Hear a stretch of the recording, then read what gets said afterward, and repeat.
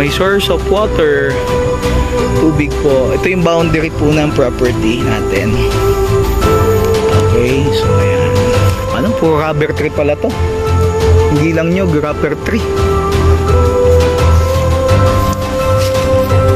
Ayan, ito yung overlooking part dito mga ka-for the body. So,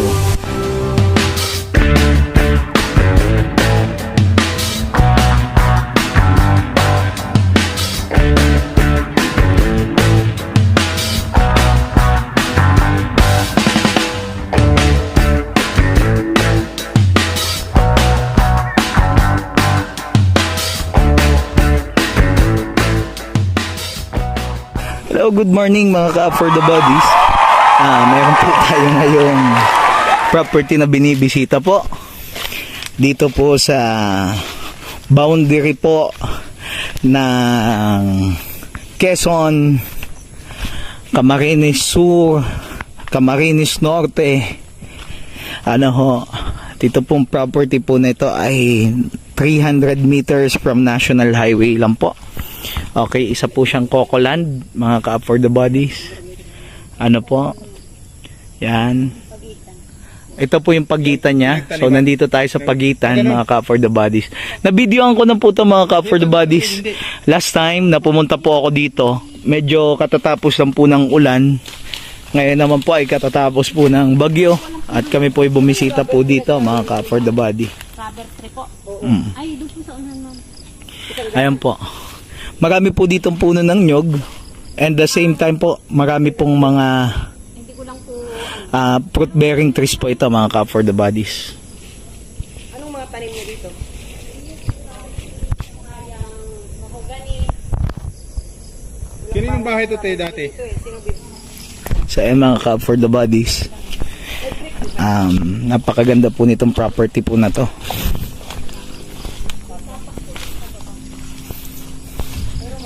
Yan po, may bahay pong kasama yan mga ka-for the bodies. Yan po yung bahay. Lumang bahay po yan nung magulang nung may-ari.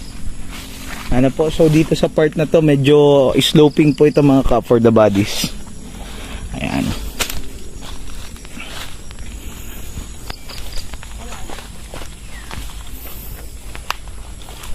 Ayan.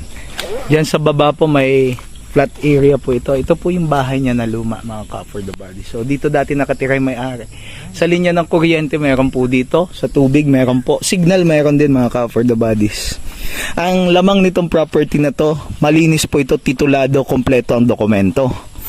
So ito po ay na-post ko na po. Ngayon po ay binalikan ko lang para makita po yung itsura ng property ulit. So walang pinagbago. So ayan po yung nag-aalaga po ng natin yung caretaker po dito sa property.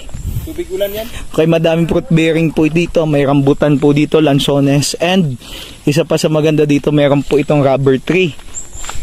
Okay, so yan po yung area po dito. Okay.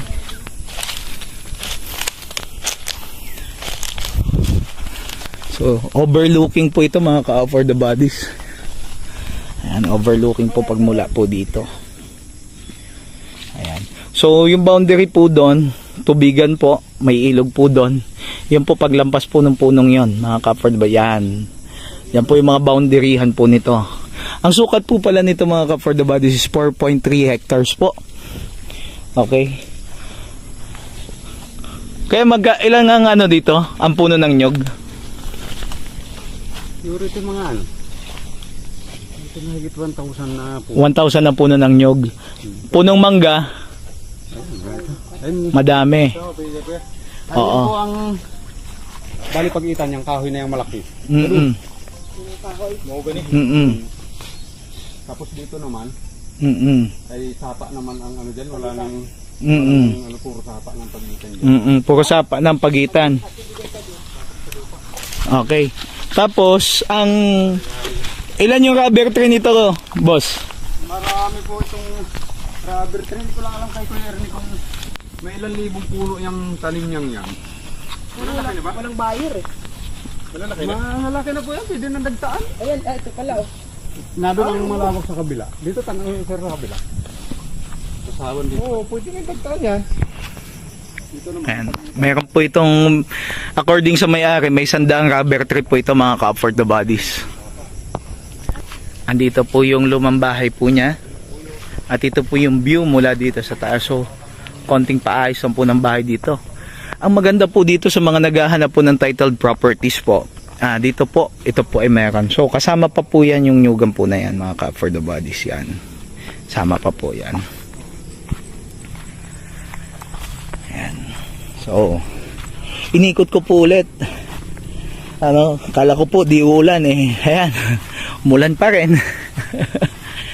So, titingnan po natin ngayon yung mga rubber tree. Last time na pumunta ako dito, hindi po namin nakita yung rubber tree dito. Mga cup for the bodies.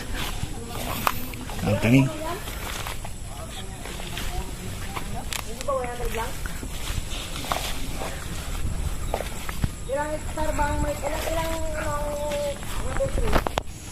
So ayan, nilalakad po natin yung loob ng properties mga cup for the body. Ako, ang laki po nito. Ayan yung mga rubber tree mga cup for the bodies. Dami. So yan, pwede nyo na pong mga dagtaan yan mga cup for the bodies. Puro rubber tree po yan. Okay. So white gold kung tawagin. So ayan, sa mga gusto po magkaroon ng rubber tree, ayan, may puno ng mangga, katabi. So, dito naman po sa kabila, mga puno ng niyog. Ayan, for the bodies. Ayan, may mga nabuwal po na puno gawa ng bagyo po, ni Paeng. Pero mangilan-ngilan lang po. So, ito po. Ayan, meron po dito ng puno po ng ng star apple. So, madami pong fruit bearing dito sa area. So, ito ang sukat po nito, 4.3 hectares. Then, at the same time, ang mga boundaries po niya is mga tubigan. Mga for the bodies. At tubigan, at saka po, ang boundary po niya ay sapa.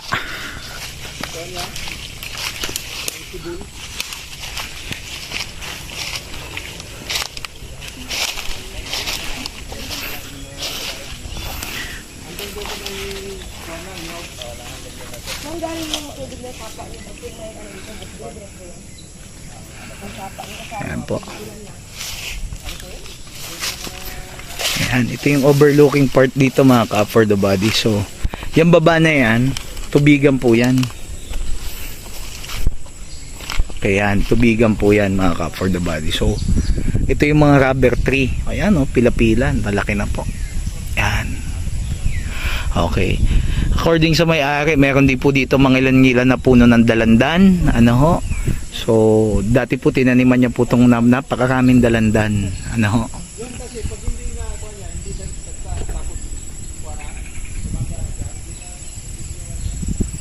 Ayan, mga ka for the bodies. Okay, ayan po yung view mula dito mga ka for the bodies. Okay. So ito po yung walkway ng property. So ayan, makikita nyo po yan. Puro po yan rubber tree. Ayan yan, nandiyan sa area na yan. Puro rubber tree po yan. Yan, nandiyan ako. Sabi daw po ay hindi lang pala 100 ang rubber tree dito. So humigit po sa 500. Verified ko po ang documents po nito. Clean title po siya. Nakapangalan sa may-ari. Buhay pa po yung may-ari. Napakaganda ng papel. Napakabilis i-transfer mga cup for the bodies. So ito po is for sale ng 77 per square meter mga cup for the bodies. Ayan po. So medyo may konting damo lang po. Kasi ang tabas po nito ay sa susunod po na pagkawit ng nyog. Okay. Kasi po ang hatian po ng caretaker ay tersyo. Po? So ayan. Cup for the bodies.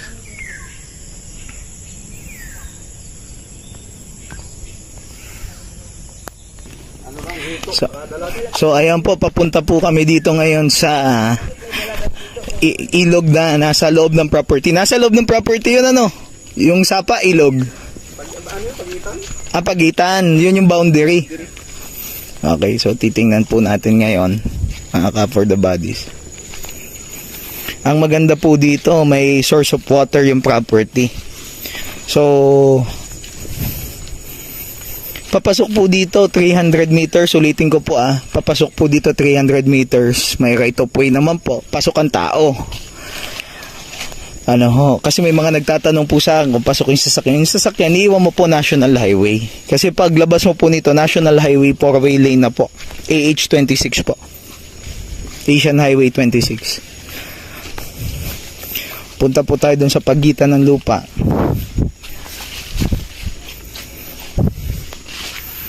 Po yung loob ng property po niya. Ayan mga ka for the bodies, yung mga rubber tree niya. Ako, napakadami. Puro rubber tree pala to. Hindi lang nyog, rubber tree.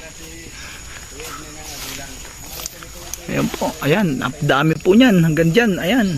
Puro rubber tree. Rubber tree na yun. Sa Mindanao po usually nakatanim ang rubber tree. Oo. Pero ito, first time sa Bicol, dami rubber tree. Okay po. Ito po yung source of water niya po. May tubigan po dito.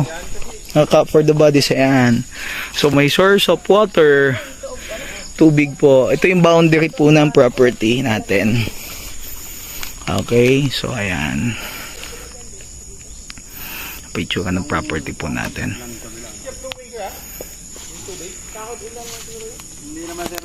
Ayan mga ka for the bodies, naglilima hanggang 6,000 tonelada po ang ani ng nyug po dito mga ka for the bodies. So napakaganda. So productive plus yung rubber tree. Ayan po, pwede na po kayong magdagta niyan mga ka for the bodies, sa mga hilig po sa may white gold natin. Ayan, nandiyan po. Okay. So ayan mga ka for the bodies, nandito po tayo sa ating Google Earth para ipakita yung location ng property. So andito po tayo sa boundary po ng Camarines Norte, ng Camarines Sur, yan, papunta yung Camarines Norte. Ito po papunta naman Quezon. Then dito po papuntang Camarines Sur. So yan po yung pinaka junction po nila. Then yung property po natin, dito po yung daan. Ayan. Andito po yung location ng property. So ito po mismo yung property. So around estimate po natin, yan po ay mula sa National Highway, napakalapit lang po niya, nasa around 300 meters. So susukatin po natin para mas accurate po tayo mga ka for the bodies. Ayan po, check po natin ngayon yung distance hanggang doon sa property. Ayan po, sakto po, nasa around 307 meters po siya mga ka for the bodies. Ayan po siya. So, yan po yung property. Napakaganda niya kasi aside po sa kompleto titulado po siya, malapit pa po siya sa National Highway. Then, ayan, sa mga interested po na bumili po ng magagandang farm lot at napakamura pong halaga, so mga ka-afford the bodies, message nyo lang po kami. And magpalagi po kayong manood po ng ating mga YouTube vlogs. Sa mga bago pa lang po sa channel natin, subscribe nyo po kami and click the notification bell. Para lagi po kayo updated. Then, message me mga ka-for the bodies po para po palagi ko po masasagot yung mga inquiries po ninyo. So sa uulitin po mga ka-for the bodies, kami po yung nagpapasalamat sa lahat po ng followers po natin, ng lahat ng subscriber at sa lahat po ng sumusuporta. Sa Diyos lang po ang kapurihan at tanging sa Panginoon lamang. Thank you very much mga ka-for the bodies. See you po sa next video po natin.